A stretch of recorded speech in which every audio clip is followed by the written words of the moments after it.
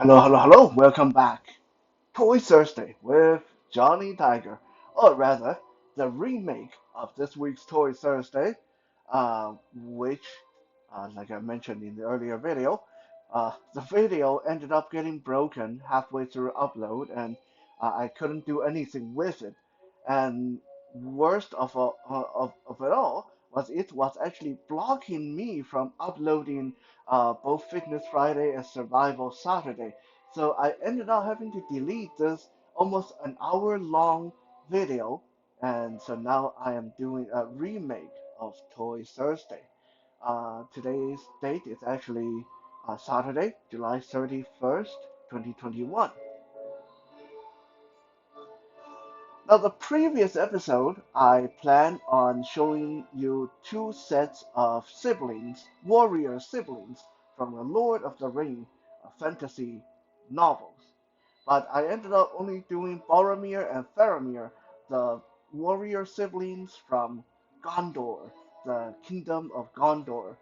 We had the older brother, Boromir, who was impulsive, brave, and strong, and the Faramir, the younger brother, who was brave and wise and much more reserved and controlled.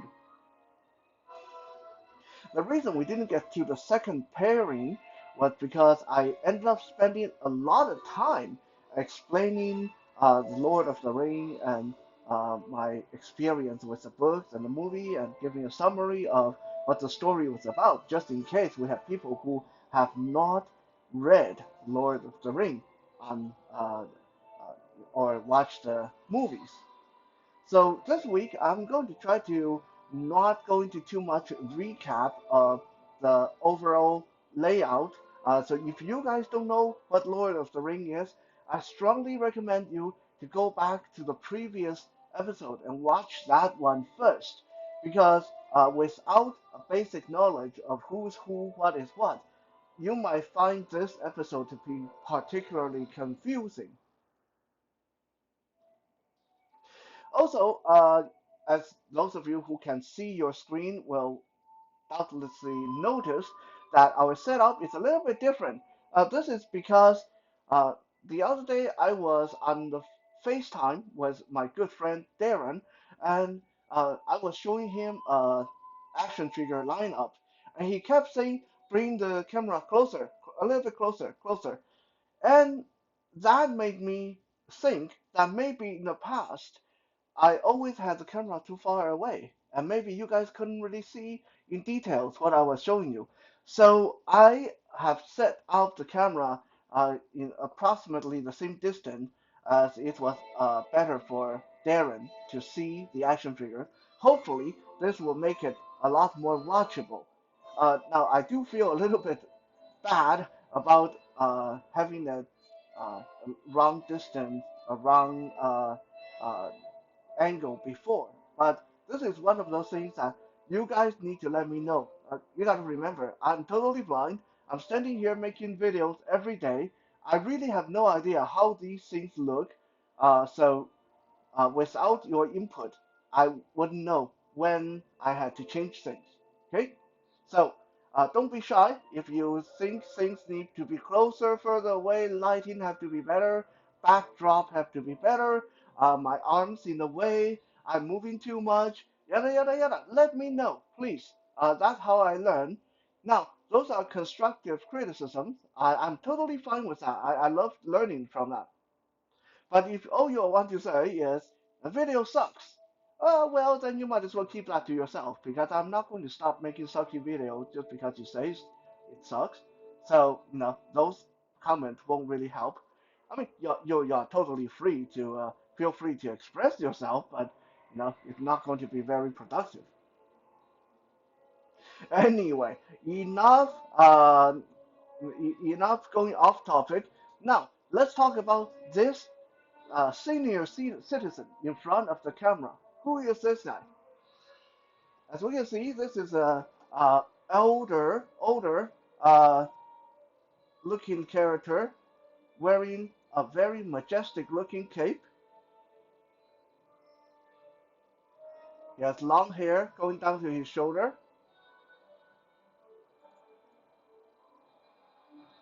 and he has a sword in his hand. This is King Théoden.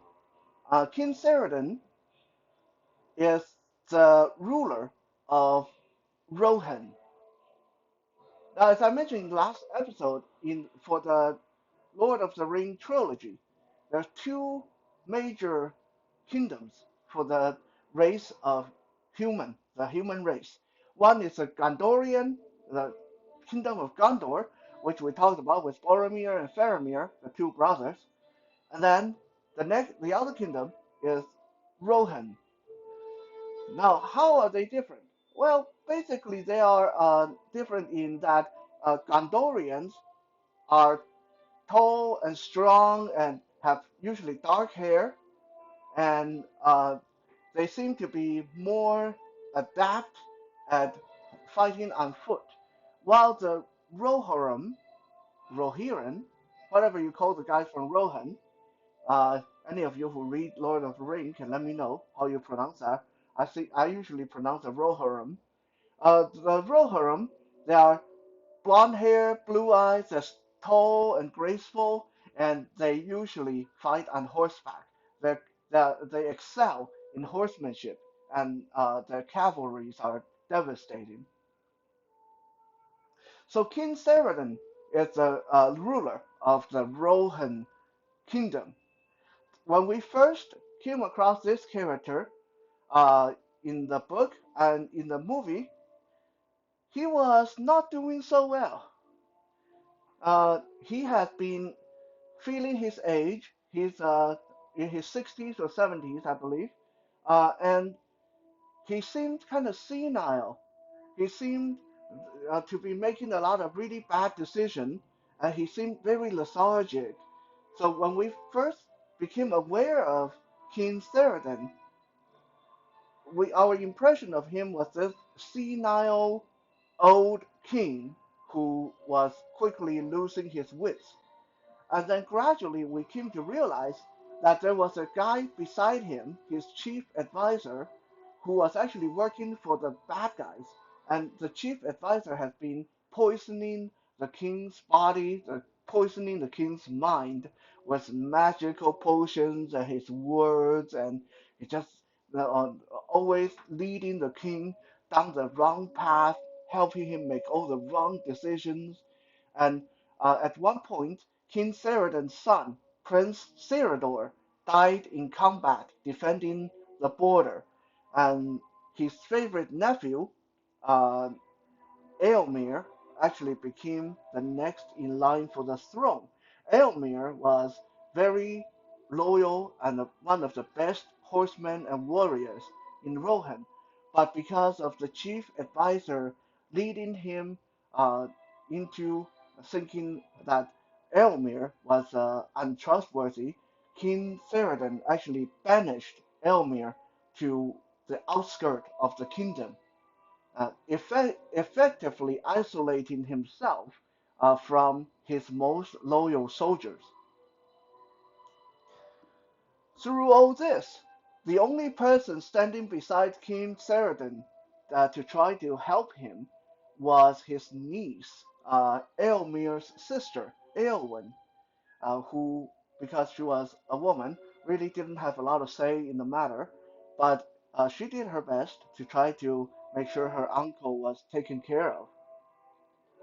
So up to this point, uh, King Théoden really has not given us a very good impression.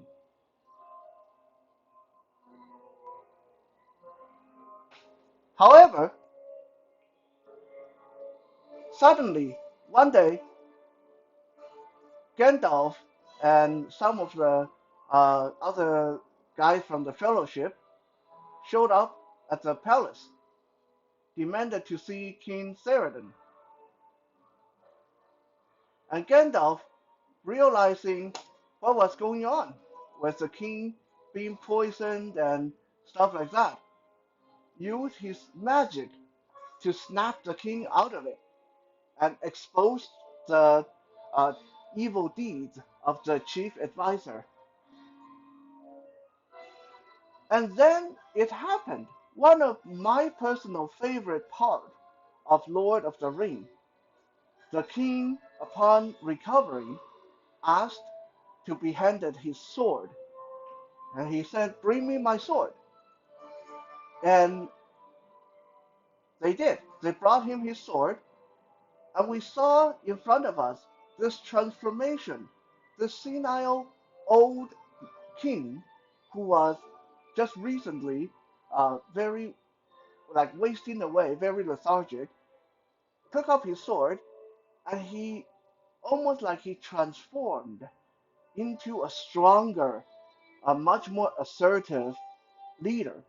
And we can, from this point, get a glimpse of what a wonderful, awesome warrior and leader King Théoden must have been when he was 30 years younger. Immediately after recovering from having his mind and his body poisoned, King Théoden picked up his sword, got on his horse. His horse had a wonderful name, Snowmane, beautiful name for a horse, and he himself led his troop out to battle against the bad guy and went to the aid of the Gondorians, who was besieged by the evil forces at that moment. I've always liked King Théoden as a character. Uh, Thus, in 2003, when ToyBiz made his action figure, I was uh, so happy. I bought him without any hesitation because I like the character, and also because he is an kind of an elderly character who is wielding a sword. He's an elderly swordsman, and so a very unique kind of stereotype on the action figure display among young and strong warrior types.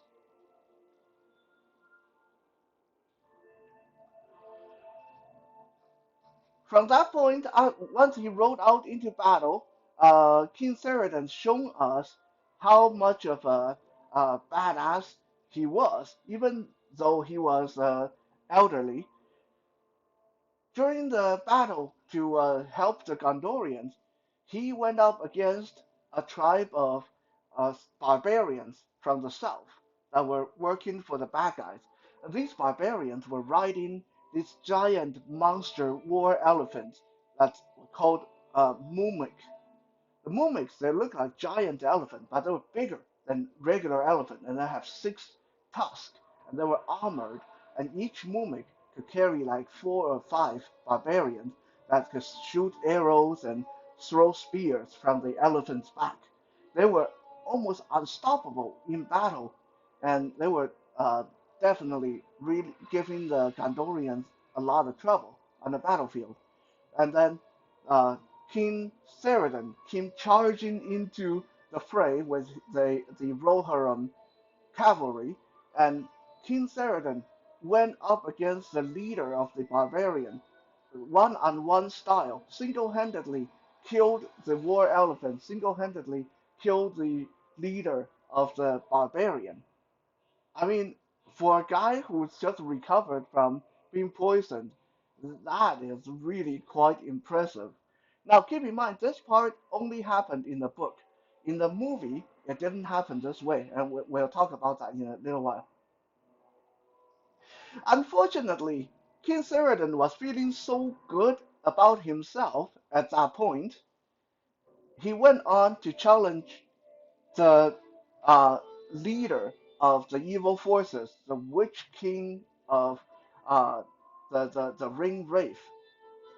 Now, I don't want to spend a lot of time talking about the Witch-King because uh, I am going to show him again in a future episode. So I want to just say the Witch-King, to give you guys a perspective, the Ring Wraiths are 9 undead warriors loyal to the evil god Sauron. And these 9 undead warriors were invincible. They could not be harmed by blades, they could not be harmed by conventional means. Only thing that kind of scared them a little bit is fire, but even that is have limited application. And so they are immortal armored warriors, and they don't have faces. If you look under their hood, they look like they're headless. So they're really creepy. For the most part, all the mere presence of a ring wraith on the battlefield is enough to make people flee in terror. So they don't even have to raise a hand. They just have to be there to scare everyone to death. Now that's the regular ring wraith. The Witch King, the Witch King is a leader of the ring wraith, the leader of the nine, and he's like a ring wraith on steroid.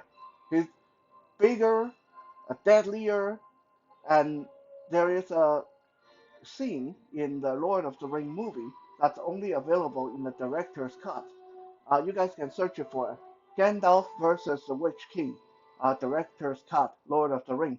Look for that scene. It's really amazing because the Witch King kicked Gandalf's butt, and that's how scary this Witch King is. He's like immortal, unbeatable, and he has some really crazy magic. And on top of that, he rides on a flying dinosaur-like monster. Uh, so yeah. So after King Théoden disposed of the barbarian leader, he went on to challenge the Witch King. Sadly to say, he didn't make it. Uh, uh, brave old guy didn't get through that battle.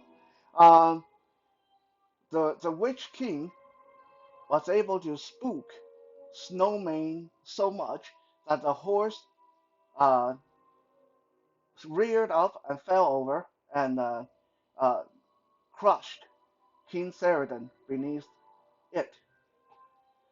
So that was the end.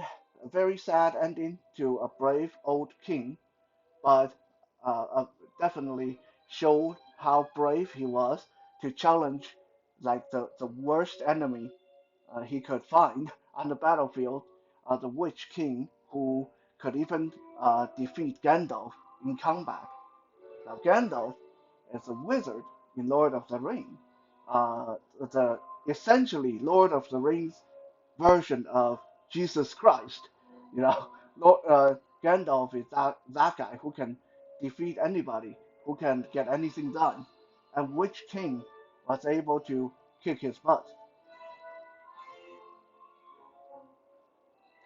Now, King Théoden is really not the main attraction for today, but because he is related to our pairing uh, today, so I wanted to show him. But he will be back again later. Just a quick spoiler: I am planning on someday do a lineup of uh, badass senior citizens. So King Théoden will be back when we do that.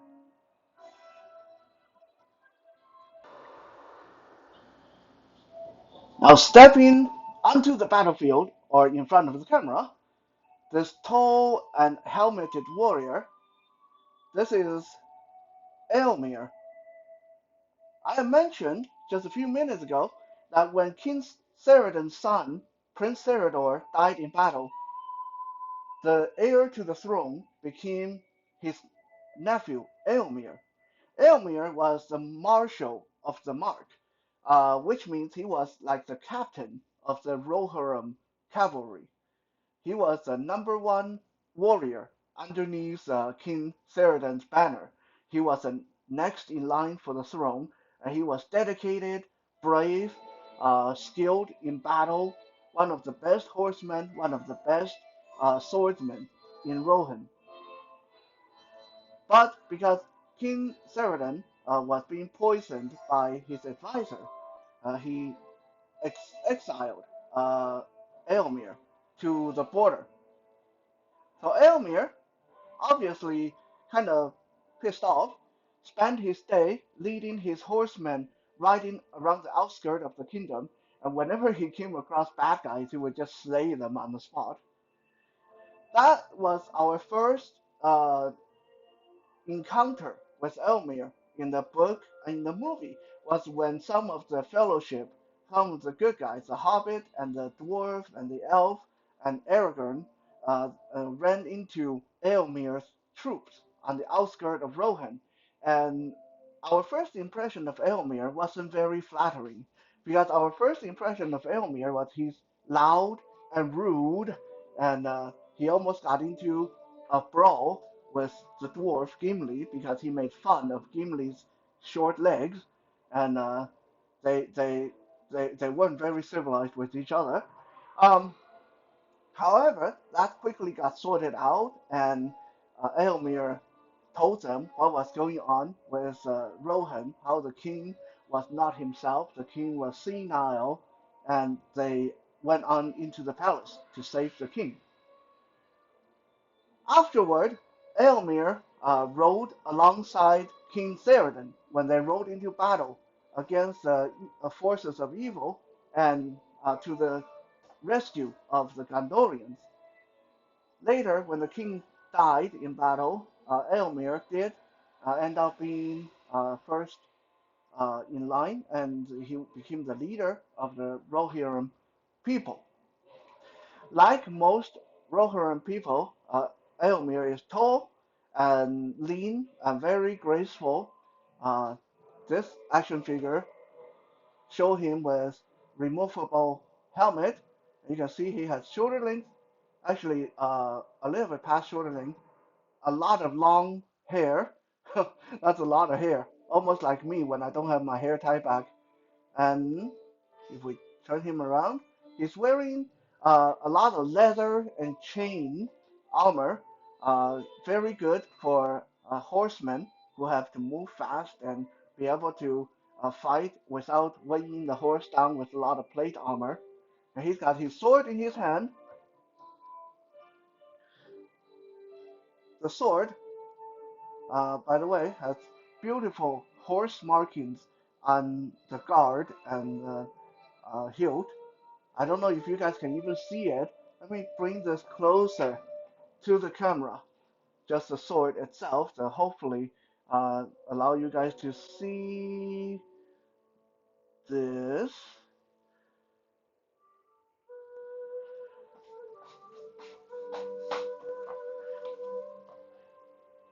If I bring him closer to the camera himself, Elmir himself, you guys might see that he also has some cool marking. He has a horse head marking on his in the front of his helmet.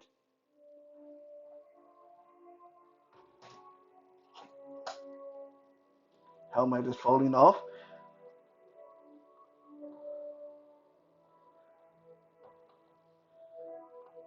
Like King Théoden, Éomer here was made in 2003, around 2003. Uh, there he has his scabbard here on his belt. You can actually sheath the sword in there if you don't want him to hold onto his sword. Now he is quite articulated, considering when he was made. The head can turn, but the long hair does block some of the head movement. Arms go up and down, elbows bend, wrist turn, legs kick back and forth, knees bend, and ankles flex. He doesn't have any actual side to side motion in his body, which is kind of queer. I don't know why. Um,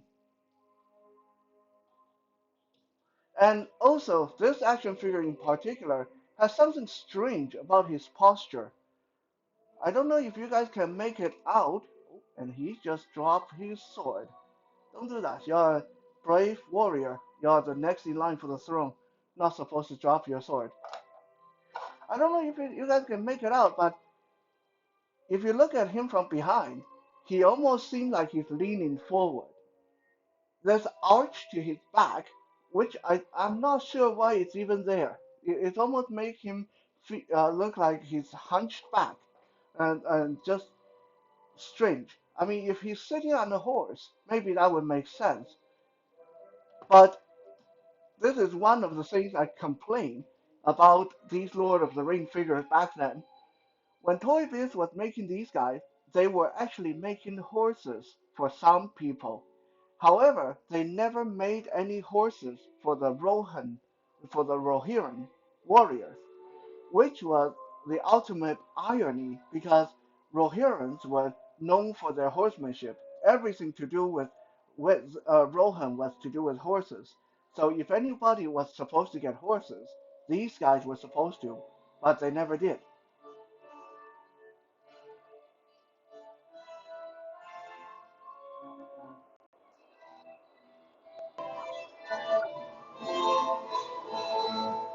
If you guys have been a big fan of Disney's Mulan, I have watched the first Mulan, the animated ones, and then me and my girlfriend just recently watched was a 2020 production of Mulan, which had Jason Scott Lee in it and Jet Li, and it's almost like anyone who was like a martial art icon was in that movie.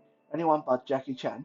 Uh, me and my girlfriend both like Mulan. So if you like Mulan, and you like the story or what Mulan stands for, then you would like our next character, who is actually the main attraction of this episode. Earlier, I mentioned when the king was isolated by his chief advisor, he was losing his mind, he was growing weaker by the day, making a lot of bad decisions. There was one person beside him that stayed by his side and tried to do the best for him, and that was his niece, Éowyn, Éomer's sister. And then afterward, when the king recovered and took his sword and got on his horse and said, "Okay, I'm fine now. Let's go save the Gondorians and let's go kick some evil butts." Éowyn said to him, she said, "My lord, let me ride by your side. I can fight just as well as any man. Let me be at your side and help you." And King Théoden uh, showed a very kind of uh, show himself to be a bit of a jerk, and he basically told Éowyn, said, "You can't. You are a woman. It's your duty to stay behind with the women and the children, and it's your duty to get married and make more children. Leave the war to us men." And then he rode off. He didn't even say goodbye. He just like told her, "No, you're not coming because you're a woman." And he rode off. Well, Éowyn, being a very strong Rohirrim woman and being the sister of one of the most badass warriors in Rohan and being the niece of a king, she wasn't going to take no for an answer. So when no one was looking, she went and got herself a suit of armor and put on a helmet, disguised herself as a regular Rohirrim soldier, and got on a horse and followed her uncle anyway. And it's a good thing she did, because if she didn't, then the good guy might not have won the war. I know I'm giving a lot of spoilers, but Lord of the Rings is a really old book and a very old movie. So if you guys have not watched it or seen it or read it, by now you probably never will. And if you have, you already know these things, so I don't have to worry about it. So anyway, Éowyn rode into battle alongside her brother, her uncle, but they didn't know she was there. They thought she was just another soldier because she's wearing a regular suit of armor. And when King Théoden got crushed under his horse, and the Witch King was going to allow his dragon dinosaur creature thing to eat the horse and the king. Éowyn said, "Hell no, you're not going to eat my uncle." Well, she didn't actually say that, but she basically object to it. So she came charging in and killed the Witch King's monster pet with her sword.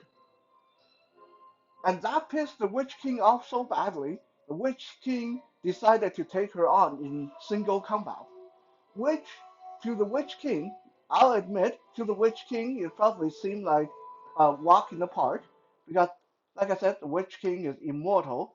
It's basically invincible, cannot be harmed by any blade or any spear. And so the Witch King decided it was going to be a nice little slaughter. Also, what we didn't know as a lot of readers at this point was there's a prophecy that seemed to give the Witch King a kind of free get out of jail card, which was the prophecy said the Witch King cannot ever be killed by men. Ah, so the Witch King basically went into battle knowing that no one there could kill him. So he decided to take Éowyn on in single combat because, well, she just killed his pet. And he said, uh, he basically said something like, feel the wrath of the Witch King. And Éowyn said something back like, yeah, whatever, I am going to kick your butt. And the Witch King laughed, and I'm paraphrasing, of course, I don't memorize all the original quotes, but the Witch King said something like, you cannot defeat me because I cannot be killed by any man. And that's when Éowyn very smugly laughed and she did this dramatic thing where she pulled off her helmet and said, yeah, oh yeah, but I'm not a man, am I? And they started fighting. And then somewhere along the line, one of the little hobbits snuck out behind the Witch King, stick him in the leg with an enchanted magical dagger, and that distracted the Witch King. So the Witch King turned to deal with the hobbit, and at that moment, Éowyn drove her sword into the Witch King's face. Well, I mean, where his face would be, because remember I said the ring waves, they didn't even look like they had faces. They just looked like nothing underneath their helmet. But she just stuck her sword right into where his face would be, and her sword shattered into pieces, and the Witch King died. So, yeah, the prophecy came true. He didn't get killed by a man, he got killed by a woman. Now, there's a lot of controversy on how exactly that happened. What happened to his invincibility? He was not supposed to be hurt by any blade. So what happened?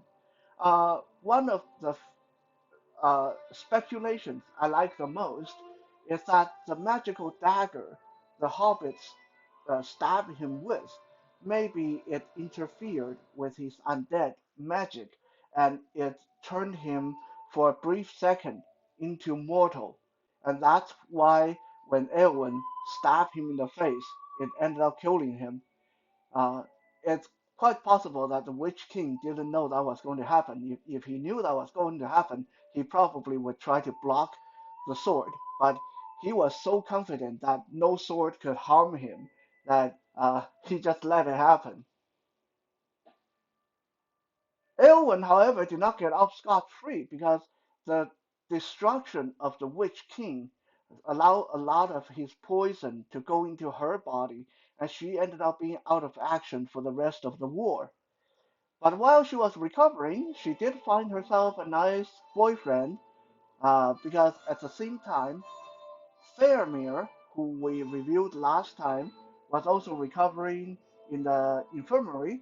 So Faramir and Éowyn, both warriors wounded in battle, both had a lot to talk about, and both were really bored. Uh, Long story short, things happened and they became a couple. Uh, Things happen. Yeah. Um. So anyway, that is Éowyn. She is here dressed in her stolen armor, which, if her helmet is on, make her look absolutely like a guy. There's no curve to her body. There's no sexuality. There's none of that weird armor showing a lot of legs and breast nonsense we see in fantasy female warriors. No, this is very sensible looking, which is why I like this action figure, this character design. She's just a warrior in chain and leather and helmet, going forward to do what she need to do. She got a spear in her hand, she got a cape on her back, and she have a sword. She has a sword here, sheathed at her waist.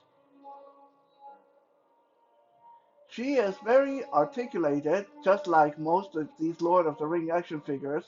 However, she more than anyone else was cursed with loose joints.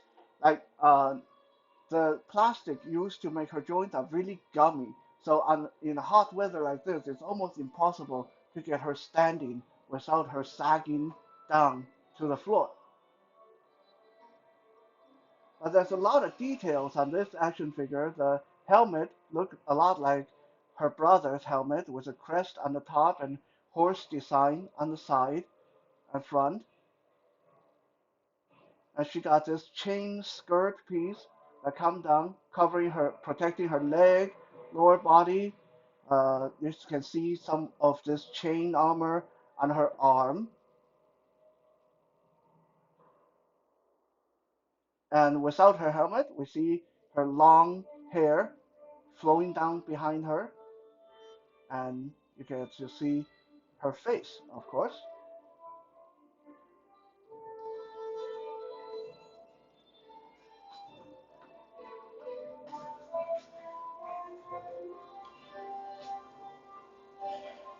In the end, Lord of the Ring, despite uh, not being a very enjoyable series of books for me, did allow us to get some very good action figures out of it. Here we'll do a quick side-to-side family reunion with Éowyn, Éomer, her brother, beside her,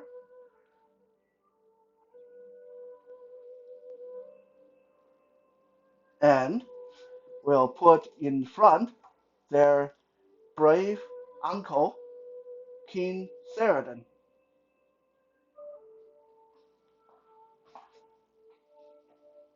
Thank you for checking out this Toy Thursday, and I'm sorry it took a couple of days to get this sorted out, but I hope it was enjoyable. By the way, if you missed out on these Toy Biz created a 20-year-old Lord of the Ring action figures, now you can get your second chance because Diamond Select is creating new action figures based on the Lord of the Ring in the 7-inch scale. So they're bigger and might be better in some ways. I have not gotten any of those, so I can't say for sure. But check it out. If you want your own Lord of the Ring figure, go on Amazon and look for Diamond Select Lord of the Ring action figures. Thank you, and I will see you guys again tomorrow on Soul Search Sunday.